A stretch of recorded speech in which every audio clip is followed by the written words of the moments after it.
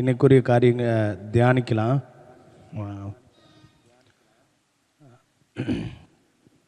இன்றைக்கி நம்ம பார்க்க வேண்டிய காரியம் வந்து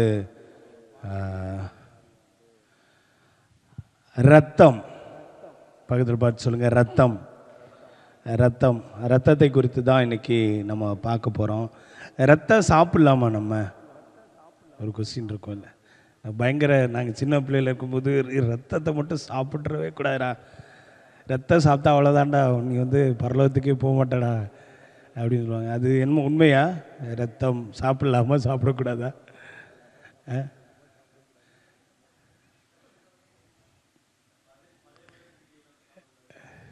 சாப்பிட்லாம் தெரியல. அது வந்து நிறைய கான்ட்ரவர்சியான தாட்ஸ் இருக்குது. சில பேர் சாப்பிட்லான்னுவாங்க, சில பேர் சாப்பிடக்கூடாதுன்னுவாங்க. ஓகே, ஆனால் ஆண்டவர் என்ன சொல்கிறாரு? ரத்தம் சாப்பிட்லான்னு சொல்கிறாரு. அப்படி தானே சொல்கிறாரு அவர். அவரோட ரத்தம் சாப்பிட்லாம்ல. மத்தேயு 26, 27, 28 நமக்கு தெரிஞ்ச வசனம்தான். இந்த வசனத்தில் என்ன போட்டிருக்குன்னா, ரத்தம் சாப்பிட்லான்னு சொல்லி போட்டிருக்கு.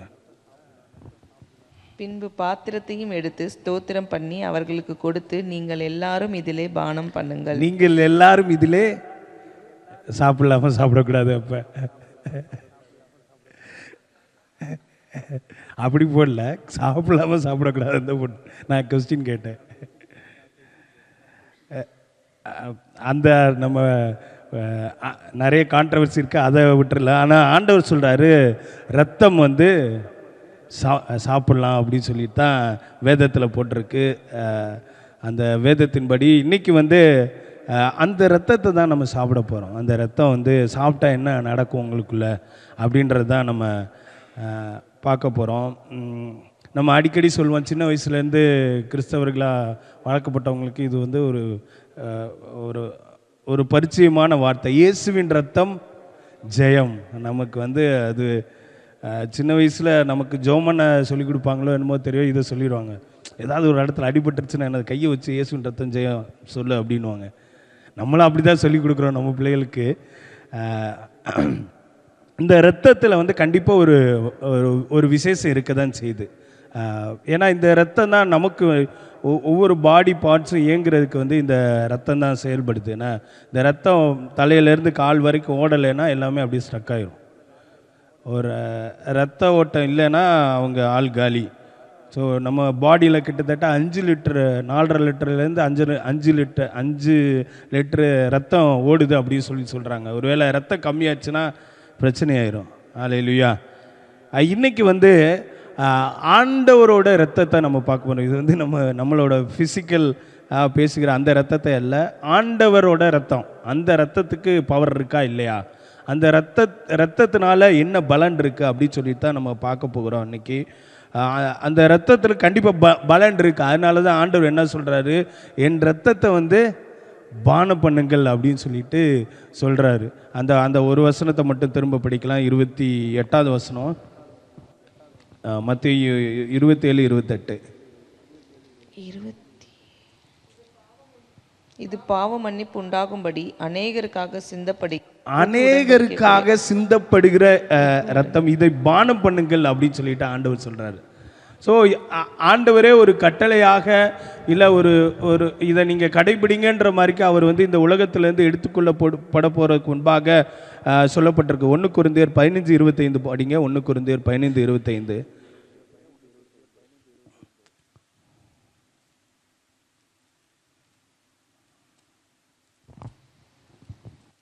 1 கொரிந்தியர் 15ஆம் அதிகாரம் 25வது வசனம். எல்லா சத்துருக்களையும் தமது பாதத்திற்கு கீழாக்கி போடும் வரைக்கும் அவர் ஆளுகை செய்ய வேண்டியது. 11:25. போஜனம் பண்ணின பின்பு அவர் அந்தபடியே பாத்திரத்தை எடுத்து, இந்த பாத்திரம் என் இரத்தத்தினால் ஆகிய புதிய உடன்படிக்கையாக இருக்கிறது, நீங்கள் இதை பானம் பண்ணும் போதெல்லாம் என்னை நினைவு கூறும்படி இதை செய்யுங்கள் என்றார். ஆண்டவர் என்ன சொல்றார்? ரத்தத்தை குடிக்க சொல்றார். ரத்தத்தை குடிக்கிறதா சாப்பிட்றதோ எப்படின்னு வச்சுக்கோங்க. ஆண்டவர் வந்து ரத்தத்தை பானம் பண்ண சொல்லுகிறார். ஆனால் அது ஒரு கட்டளையாகவே சொல்லப்படுகிறது. ஆண்டவர் வந்து அந்த ரத்தத்தை வந்து என்னை நினைவு கூறும்படி அவரை ரிமெம்பர் பண்ணுறதுக்காக அவர் வந்து என்ன பண்ண சொல்கிறாரு, இந்த இரத்தத்தை வந்து பானம் பண்ண சொல்லுகிறார். இந்த இரத்தம் என்ன செய்யுன்றது தான் இன்றைக்கி நம்ம பார்க்க போகிறோம். ஸோ அப்போ அந்த இரத்தத்துக்கு ஏதோ ஒரு பவர் இருக்க போய் தானே அவர் வந்து அதை வந்து நினைவு கூறும்படி இப்போ பானம் பண்ணுங்க, செய்யுங்க, குடிங்க அப்படின்ற அந்த வார்த்தைகள் வந்து புதிய ஏற்பாடில் பயன்படுத்தப்பட்டிருக்கு. பழைய ஏற்பாடுலேயோ இல்லை பழைய ஏற்பாடு முறைமையின்படியோ நீங்கள் ரத்தத்தை தொடக்கூடாது. ரத்தம் வந்து பலிபீடத்துக்கு கீழே அப்படியே ஊற்றி விடணும். ஸோ ஆனாலும் என்ன சொல்கிறாரு, பழைய ஏற்பாடில் வந்து அந்த இரத்தத்தை எடுத்துக்கொண்டு ஆசரிப்பு கூடாரத்துக்குள்ள மகா பரிசுத்த ஸ்தலத்துக்குள்ள போக சொல்றாரு ஆண்டவர். நம்ம ரத்தம் வந்து மக்கள் தொடக்கூடாது, ஆனால் ஆசாரியர்கள் அது வந்து உள்ளக்க பலியிடப்பட்ட அந்த ரத்தம் கொண்டு போக சொல்லப்படுகிறது. அப்போ ரத்தத்துக்கு ஏதோ ஒரு பவர் இருக்கு. என்ன, ரத்தம் ஹேஸ் சம் பவர். ஸோ இன்னைக்கு அந்த ரத்தத்தோட பவரை தான் இன்னைக்கு நம்ம ஒரு 4 காரியமாக பார்க்க போகிறோம். முதலாவது 1 யோவான் 1 அதிகாரம் 7வது வசனம் படிக்கும். 1 யோவான் 1:7.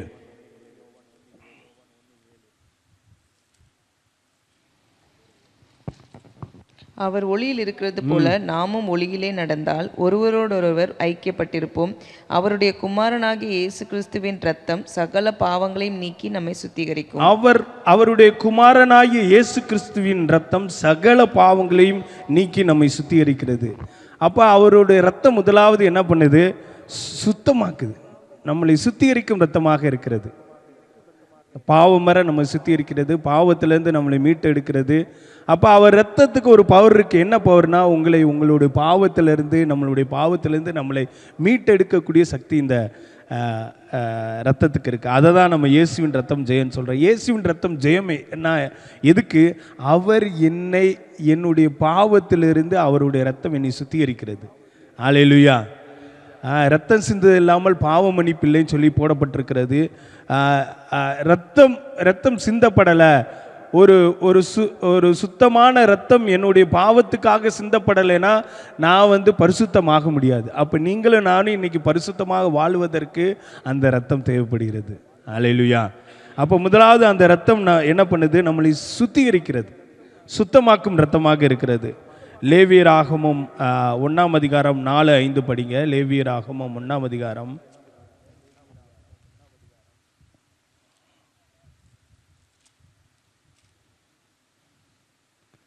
4வது வசனம் 5வது வசனம்.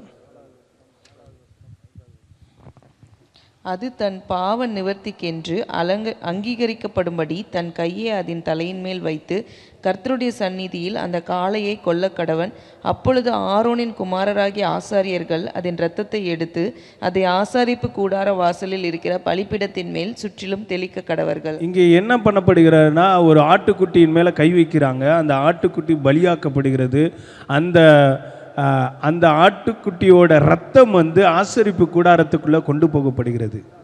ஒரு சாதாரண ஆடு தான், ஆனால் அதன் மேலே பழைய ஏற்பாடின் முறைமைப்படி அதன் மேலே நம்மளுடைய பாவங்கள்லாம் வைக்கப்படுகிறது. நம்மளுடைய பாவம் அந்த ஆட்டுக்குள்ளே போய் அந்த பலியிடப்பட்டு அந்த பலியின் ரத்தம் வந்து ஆசரிப்பு கூடாரத்துக்குள்ளே கொண்டு போகப்படுகிறது. அதை தான் புதிய ஏற்பாடில் ஏசப்பா உங்களுக்காக எனக்காகவும் பண்ணியிருக்காரு. அல்லேலூயா. அது ஒரு சுத்தமாக்கும் இரத்தமாக மாறுகிறது. இயேசுவின் இரத்தம் இன்னைக்கு உங்களையும் என்னையும் பாவத்திலிருந்து சுத்திகரிக்கிற இரத்தமாக இருக்கிறது. அல்லேலூயா. என்னோட பாவம் அவருக்குள்ள போய் அவருடைய இரத்தத்துக்குள்ள போய் அந்த இரத்தம் எனக்காக சிந்தப்பட்டு அவர் மகா பரிசுத்த ஸ்தலத்துக்கு எனக்கு அக்சஸ் கொடுக்கிறார். சுத்தமாக்குற இரத்தமாக இருக்கிறது. அல்லேலூயா. அதுதான் ரொம்ப வேல்யூபிளாக புதிய ஏற்பாடில் கருதப்படுகிறது. ஏன்னா இயேசுவின் இரத்தம் என்னை சுத்திகரிக்கும் இரத்தமாக இருக்கிறது. அல்லேலூயா. எபிரேயர் 9:22.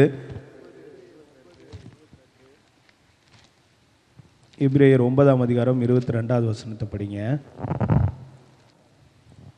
நியாயப்பிரமாணத்தின்படி எல்லாம் இரத்தத்தினாலே கொஞ்சம் குறைய எல்லாம் இரத்தத்தினால் சுத்திகரிக்கப்படும். இரத்தம் சிந்துதல் இல்லாமல் மன்னிப்பு உண்டாகாது. கொஞ்சம் குறைய எல்லாமே சுத்திகரிக்கப்படும் இந்த இரத்தத்தினாலும். இன்னைக்கு நம்மளுடைய பாவத்திலிருந்து நமக்கு முழுமையாக விடுதலை வேணும்னா அவருடைய இரத்தம் தேவை. அல்லேலூயா. அப்போ முதலாவது அவருடைய ரத்தம் என்ன பண்ணுகிறது? உங்களை சுத்திகரிக்கிறது. நம்மளே அறியாமல் அநேக நேரத்தில் ஆண்டவரே உடைய ரத்தத்தினால என்னை சுத்திகரிங்க அப்படின்னு சொல்லிட்டு நம்ம சொல்கிறோம். ஒருவேளை இதுவரைக்கும் நம்ம ஆண்டவரை சொந்த இரட்சகராக நீங்கள் ஏற்றுக்கொள்ளலை, நான் ஆண்டவரோடு அந்த உடன்படிக்கைக்குள்ளே அந்த உறவுக்குள்ளே வரலைன்னா உங்களுக்கு முதலாவது தேவைப்படுகிறது அந்த சுத்திகரிக்கும் இரத்தம். அல்லேலூயா. அவருடைய இரத்தத்தை நீங்கள் நம்பும்போது அந்த இரத்தத்தில் உங்களுக்கு பாவத்திலேருந்து விடுதலை உண்டுன்னு சொல்லி நீங்கள் நம்பும்போது நீங்கள் சுத்திகரிக்கப்படுவீர்கள். முதலாவது அந்த ரத்தம் பண்ணுகிற காரியம் என்னென்னா சுத்திகரிக்கும் ரத்தம். ரெண்டாவது என்ன பண்ணுகிறது? யாத்ராகம் 12ஆம் அதிகாரம் 22 வாசிங்க. யாத்ராகம் 12:22. ஈசோப்பு கொழுந்துகளின் கொத்தை எடுத்து கிண்ணியில் இருக்கும் இரத்தத்தில் தோய்த்து அதில் இருக்கும் அந்த இரத்தத்தை வாசல் நிலைக்கால்களின் மேற்சட்டத்திலும் வாசலின் நிலைக்கால்கள் இரண்டிலும் தெளியுங்கள். விடியற் காலம் வரைக்கும் உங்களில் ஒருவரும் வீட்டு வாசலை விட்டு புறப்பட வேண்டாம். இங்கே என்ன பண்ணுறா இந்த கதை, இந்த சம்பவம் உங்கள் எல்லாருக்கும் தெரியும், நம்ம எல்லாருக்கும் தெரியும். இஸ்ரேல் மக்கள் எகிப்து தேசத்தில் இருக்கும்போது ஆண்டவர் சொல்லுகிறார், நீங்கள் பலியிட்டு பஸ்காவை ஆசரித்து அந்த இரத்தத்தை உங்கள் நிலைக்கால்களில் தடவ சொல்லுகிறார். அந்த நிலைக்கால்களில் அந்த இரத்தம் தடவப்படுகிறது. 22-23 அந்த காரியம் நடக்கு. 23 படிங்க. கர்த்தர் எகிப்தியரை அதம் பண்ணுகிறதற்கு கடந்து வருவார். நிலையின் மேற்சட்டத்திலும் வாசலின் நிலைக்கால்கள் இரண்டிலும் அந்த இரத்தத்தை காணும்போது, இந்த இரத்தத்தை காணும்போது அந்த இரத்தத்துக்கு தான் பவர் இருக்குன்றத நான் ஸ்ட்ரெஸ் பண்ணி சொல்ல விரும்புகிறேன். அந்த இரத்தம் நிலைக்கால்களில் தேய்க்கப்படுகிறது. அந்த இரத்தத்துக்கு ஒரு பவர் இருக்கு. கர்த்தர் சங்காரக்காரனை உங்கள் வீடுகளில் உங்களை அதம் பண்ணுகிறதற்கு வர ஒட்டாமல் வாசற்படியை விலகி கடந்து போவார்.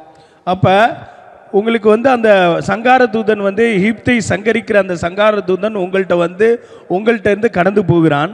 அந்த இரத்தம் உங்களை பாதுகாக்கிறது. அடுத்து என்ன நடக்குது பாருங்களேன். 33வது வசனம் வாசிங்க அதே அதிகாரத்தில். எகிப்தியர் நாங்கள் எல்லாரும் சாகிறோமே என்று சொல்லி தீவிரமாய் அந்த ஜனங்களை தேசத்திலிருந்து அனுப்பிவிட அவர்களை மிகவும் தீவிரமாக அந்த எகிப்தியர்கள் என்ன பண்றாங்க? இஸ்ரவேல் மக்களை வெளியே அனுப்புறாங்க, துரத்தி விடுறாங்க. அந்த ரத்தம் என்ன பண்ணுகிறது? நிலைக்கால்களில் பூசப்படுகிறது. ஒரு சங்கார தூதன் வருகிறான், எல்லாத்தையும் கொல்றான். ஒரே பயம், ஒரே கேயாஸ், ஒரே கன்ஃபியூஷன் அங்கே இருக்குது. அவங்க வேகமாக அந்த எகிப்தியர்கள் என்ன பண்ணுறாங்க? இஸ்ரேல் மக்களை தயவுசெய்து நீங்கள் ராத்திரியோட ராத்திரி என்ன பண்ணுறாங்க? போயிருங்கன்னு துரிதப்படுத்துகிறாங்க. என்ன நடக்குது? 41வது வசனம் 12:41. 430 வருஷம் முடிந்த அன்றைய தினமே கர்த்தருடைய சேனைகள் எல்லாம் எகிப்து தேசத்திலிருந்து புறப்பட்டது.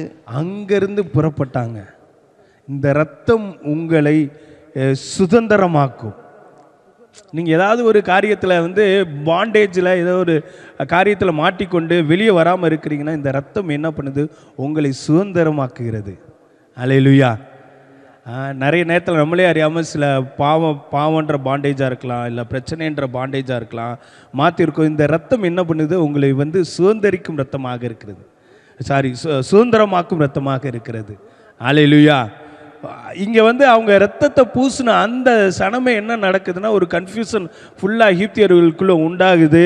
அவங்களே ஓடி என்ன பண்ணுறாங்க? நீ தயவுசெய்து எங்கள் தேசத்தை விட்டு போங்கன்றாங்க, துரிதப்படுத்துகிறாங்க. அதே அந்த நாளிலே அழகா வசனத்தில் போட்டிருக்கு, அந்த நிமிஷமே அவங்க என்ன பண்ண 41 போட்டிருக்கு, 430 வருஷம் முடிந்த அன்றைய தினமே கர்த்தருடைய சேனைகள் எல்லாம் புறப்பட்டது, எகிப்திலிருந்து புறப்பட்டது. இன்னைக்கு உங்களை அந்த பாண்டேஜஸ்லேருந்து பிரச்சனையிலிருந்து விடுதலையாக்கு சுதந்திரிக்கும் ரத்தமாக அந்த ரத்தம் இருக்கிறது. அல்லேலூயா. அப்போ இயேசுவின் ரத்தம் முதல்ல உங்களை சுத்தமாக்கும் ரத்தமாக இருக்கு. ரெண்டாவது சுதந்திரிக்கும் ரத்தமாக மாற்றுகிறது உங்களை. அல்லேலூயா. இன்னைக்கு நீங்கள் ஏதாவது ஒரு ஏரியாவில் சுதந்திரம் அடையணும்னு நினச்சிங்கன்னா இன்னைக்கு இயேசுவின் ரத்தம் உங்களுக்கு இயேசுவின் ரத்தத்தை நீங்கள் நம்பும்போது அந்த பிரச்சனையிலேருந்து உங்களை சுதந்திரிக்கும் ரத்தமாக அது மாறுகிறது. அல்லேலூயா. அல்லேலூயா. 3வது காரியம் பார்க்கலாம். அதே புத்தகத்தில் கொஞ்சம் மேலே போனால் 13வது வசனம் வாசிங்க. யாத்ராகமம் 12:13. நீங்கள் இருக்கும் வீடுகளில் அந்த இரத்தம் உங்களுக்காக அடையாளமாக இருக்கும். அந்த இரத்தத்தை நான் கண்டு உங்களை கடந்து போவேன். நான் எகிப்து தேசத்தை அழிக்கும் போது அழிக்கும் வாதை உங்களுக்குள்ளே வராதிருக்கும். நீங்க இரத்தம் அங்கு பூசப்படுகிறது. அந்த இரத்தம் என்ன பண்ணுகிறது?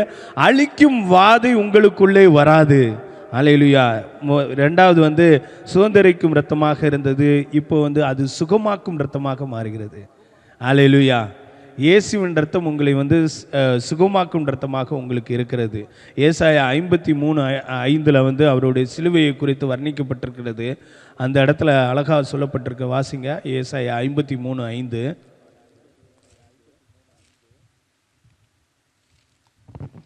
நம்முடைய மீறுதல்கள் நிமித்தம் அவர் காயப்பட்டு நம்முடைய அக்கிரமங்களின் நிமித்தம் அவர் நொறுக்கப்பட்டார். நமக்கு சமாதானத்தை உண்டு பண்ணும் ஆக்கினே அவர் மேல் வந்தது. அவருடைய தழும்புகளால் குணமாகிறோம். அவருடைய தழும்புகளால் நம்ம குணமாகிறோம். அவர் எனக்காக சிந்தின அந்த இரத்தத்தின் காயங்களின் இரத்தத்தினால எனக்கு வந்து சுகம் கிடைக்கிறது. அல்லேலூயா. அப்போ இயேசுவின் இரத்தம் மூன்றாவது என்ன பண்ணுகிறதுனா எனக்கு சுகத்தை கொடுக்கிறது. அதுதான் நம்மளே அறியாமல் சின்ன வயசில் நமக்கு சொல்லி கொடுத்துருக்குறாங்க. இயேசுவின் ரத்தம் வந்து நீ ஏதாவது அடிபட்டுருச்சுன்னா நீ அதில் கை வச்சு சொல்லு அப்படின்னா. ஏன்னா இயேசுவின் ரத்தம் சுகமளிக்கும் ரத்தமாக இருக்கிறது. இன்றைக்கி உங்களோட என்னோட வாழ்க்கையில் உங்களோட சுகவீனத்தில் நீங்கள் அவருடைய ரத்தத்தை நம்பும்போது அந்த ரத்தம் உங்களுக்கு சுகம் கொடுக்கும். ஆமென், ஆமென். சுகமளிக்கும் ரத்தமாக மாறுகிறது. யோவான் 6:53-54 வாசிங்க. யோவான் 6:53-54. அதற்கு இயேசு அவர்களை நோக்கி, நீங்கள் மனுஷகுமாரனுடைய மாம்சத்தை புசியாமலும் அவருடைய இரத்தத்தை பானம் பண்ணாமலும் இருந்தால் உங்களுக்குள்ளே ஜீவன் இல்லை என்று மெய்யாகவே. ஜீவன் இல்லை, உங்களுக்குள்ளே ஜீவன் இல்லை என்று ஆண்டவர் சொல்கிறார். தொடர்ந்து வாசிங்க. என் மாம்சத்தை புசித்து என் இரத்தத்தை பானம் பண்ணுகிறவனுக்கு நித்திய ஜீவன் உண்டு, நான் அவனை கடைசி நாளில் நித்திய ஜீவன், லைஃப் இருக்கு. அவர் blood has life. இயேசுப்பாவோட ரத்தம் வந்து இயேசுப்பாவோட ரத்தத்துக்குள்ள ஜீவன் இருக்கிறது. ஒருவேளை ஒரு இடத்துல காயம் பட்டிருக்குன்னா என்ன இடத்துனா அந்த இடத்துல செல்ஸ் எல்லாம் டெட்டாக இருக்குது, அது வந்து செயல்படாமல் இருக்கிறது. இயேசுவின் ரத்தம் நம்பும்போது, இயேசுவின் ரத்தம் என்னை சுகமாக்க வல்லமை உள்ளதுன்னு நீங்கள் நம்பும்போது அந்த இடத்துல ஜீவன் உண்டாகிறது. அல்லேலூயா, அல்லேலூயா. சுகமாக்கும் ரத்தமாக அவருடைய ரத்தம் இருக்கிறது. இன்னைக்கு முதலாவது அவருடைய ரத்தம் எப்படி இருக்கிறது? சுத்தமாக்கும் ரத்தமாக இருக்கிறது. ரெண்டாவது அவருடைய ரத்தம் எப்படி இருக்கிறது? நமக்கு ஒரு சுதந்திரத்தை கொடுக்கும் ரத்தமாக இருக்கிறது. நீங்கள் சுதந்திரிக்கிற ஒரு ரத்தமாக இருக்கிறது. மூன்றாவது அவருடைய ரத்தம் எப்படி இருக்கிறது? சுகமாக்கும் ரத்தமாக இருக்கிறது. நாலாவது அந்த ரத்தம் என்ன செய்யுதுன்னு பார்க்கலாம். எபேசியர் 2:13. எபேசியர் 2:13.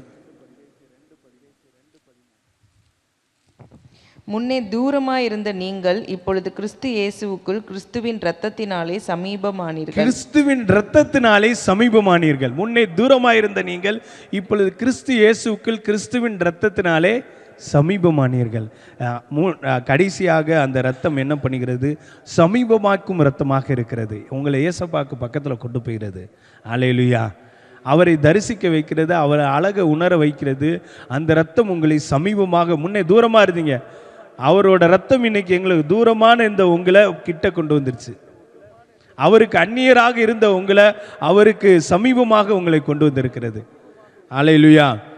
லேவியராகமம் 4 வாசிங்க, எடுங்க. 4 16-18 வரைக்கும் படிக்கலாம். லேவியராகமம். அவர்கள் செய்த பாவம் தெரிய வரும்போது சபையார் அந்த பாவத்தின் நிமித்தம் ஒரு இளங்காளையை ஆசாரிப்பு கூடாரத்துக்கு முன்பாக பலிபீட கொண்டு வர வேண்டும். சபையின் மூப்பர் கர்த்தருடைய சந்நிதியில் தங்கள் சபையின் மூப்பர் கர்த்தருடைய சந்நிதியில் தங்கள் கைகளை அதன் தலையின் மேல் வைக்க கடவர்கள். பின்பு கர்த்தருடைய சந்நிதியில் அந்த காளையை கொல்ல வேண்டும்.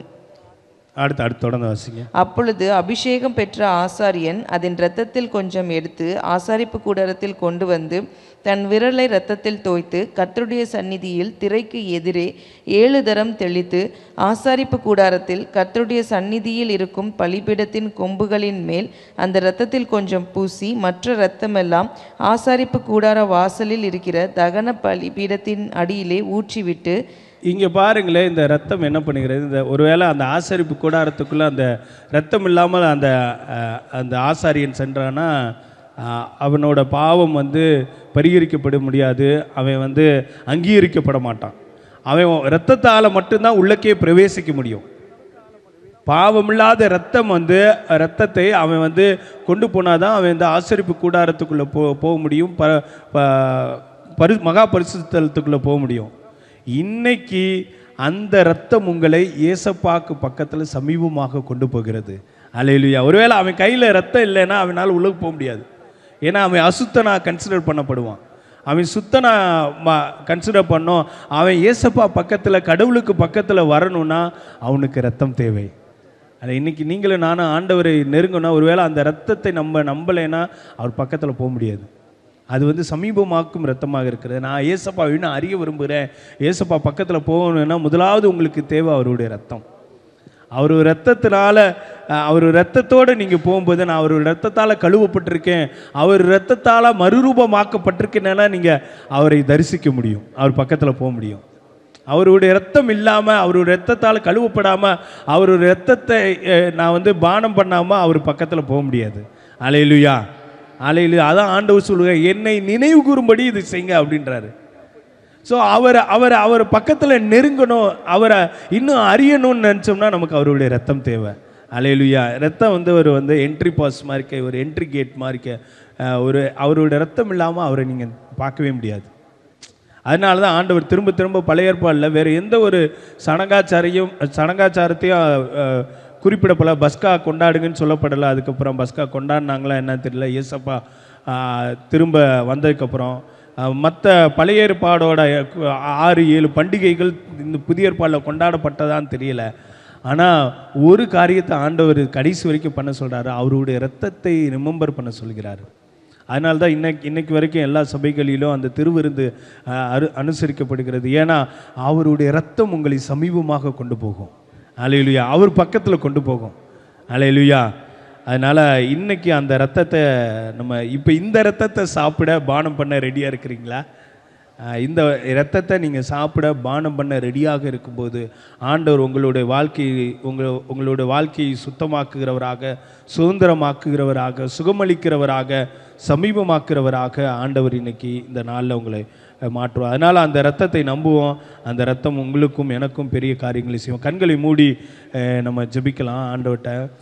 ஆண்டவர்கிட்ட சொல்லுவோம், ஆண்டவரே, நாங்கள் ஒருவேளை அந்த இரத்தத்தை ஃபிசிக்கலாக நான் அந்த இரத்தத்தை குடிக்கிறத இல்லை சாப்பிட்றத அந்த பழக்கம் எனக்கு இல்லாமல் இருக்கலாம். ஆனால் இன்றைக்கி நீங்கள் எங்களை அர்ஜ் பண்ணுறது என்ன, எங்கள் துரிதப்படுத்துறது என்ன, என்னுடைய இரத்தத்தை நீங்கள் பானம் பண்ண அப்படின்னு சொல்கிறீங்க. ஆண்டவரே, யுவர் பிளட் ஹேஸ் வேல்யூ. உங்களுடைய ரத்தம் மதிப்புக்குரியது. ஆண்டவரே, அந்த ரத்தம் எங்களை இந்த நாளில் சுத்திகரிக்கும் ரத்தமாக எங்களுக்கு இருக்கிறது. ஆண்டவரே, எங்கள் பாவமர எங்களை சுத்திகரிக்கும் ரத்தமாக இருக்கிறது. ஒருவேளை இன்னைக்கு நம்மள யாராவது பாவத்தோடு இல்லை இதுவரைக்கும் ஆண்டவரை சொந்த இரட்சகராக ஏற்றுக்கொள்ளாமல் இருந்தீங்கன்னா, ஒருவேளை ஆன்லைனில் பார்க்குறவங்களா கூட இருக்கலாம், நீங்கள் இதுவரைக்கும் ஆண்டவரை சொந்த இரட்சகராக ஏற்றுக்கொள்ளாமல் இருந்தீங்கன்னா இன்றைக்கி அவருடைய ரத்தம் அவைலபிளாக இருக்கிறது.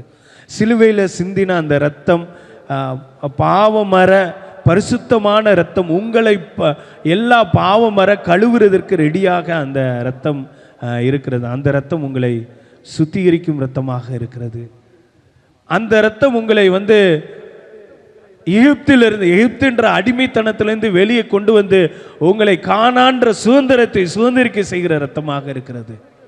ஒருவேளை அந்த இரத்தம் அந்த நாளில் இஸ்ரேல் மக்களுக்கு கொடுக்கப்படலை, அவங்க நிலைக்கால்களில் பூசப்படலைன்னா அவங்க எகிப்திலேருந்து விடுதலை அடைஞ்சிருக்கவே முடியாது. அடிமையிலே வாழ்ந்திருப்பாங்க, அடிமை வாழ்க்கையாகவே இருந்திருக்கும். இன்றைக்கி நீங்களும் நானும் எந்த ஏரியாவில் நம்ம அடிமையாக இருக்கிறோன்னு யோசிச்சு பாருங்கள். நம்ம அடிமை வாழ்க்கையிலிருந்து நம்ம சுதந்திரம் அடையணும்னா அவருடைய ரத்தம் ரெடியாக இருக்குது. ஆண்டவரே, நான் உங்களுடைய ரத்தத்தை நம்புகிறேன், என்னை சுதந்திரமாக்குங்க. ஆண்டவரே, இந்த அடிமைன்ற இந்த பிரச்சனையிலேருந்து, அடிமைத்தனன்ற இந்த பாவத்திலேருந்து, அடிமைத்தனன்ற இந்த கோழைத்தனத்திலேருந்து என்னை விடுதலை ஆக்குங்கன்னு சொல்லிட்டு நீங்கள் அந்த ரத்தத்தை நம்பும்போது ஆண்டவர் இன்னைக்கு விடுதலை ஆக்குகிறார். ஒருவேளை ஃபிசிக்கல் ஹீலிங், சரீரத்தில் சுகவீனமாக இருக்கும், இல்லை நம்மளுடைய ஸ்பிரிச்சுவல் ஹீலிங்க்கும் அவருடைய ரத்தம் ரெடியாக இருக்கிறது. நம்ம சரீரத்திலேயோ நம்மளுடைய ஆவியிலோ சுகமடைய வேண்டிய ஏரியாவில் ஆண்டவர் இந்த நாளில் சுகம் கொடுக்க வல்லவராக இருக்கிறார். அது சுகமாக்கும் இரத்தமாக உங்களுக்குள்ளேயும் எனக்குள்ளேயும் இருக்கிறது. அந்த ரத்தத்தை நம்புவோமா? ஆண்டவரே, நான் அந்த ரத்தத்தை நம்புகிறேன் ஆண்டவரே, அது எனக்கு சுகத்தை கொடுக்கும்னு சொல்லிட்டு நீங்கள் சொல்லும்போது இன்றைக்கி அந்த நாளில் அது சுகத்தை கொடுக்கிறது. அவரை நான் இன்னும் நெருங்கி அறிய விரும்புகிறேன், அவரோட உறவாட விரும்புகிறேன், அவர் எப்படிப்பட்டவர்ன்றதை நான் அறிந்து கொள்ள விரும்புகிறேன்னு நினைக்கிறேன். இன்றைக்கி அவருடைய ரத்தம் உங்களை சமீபமாக்கும் ரத்தமாக இருக்கிறது, உங்களை அருகில் கொண்டு போகிறது.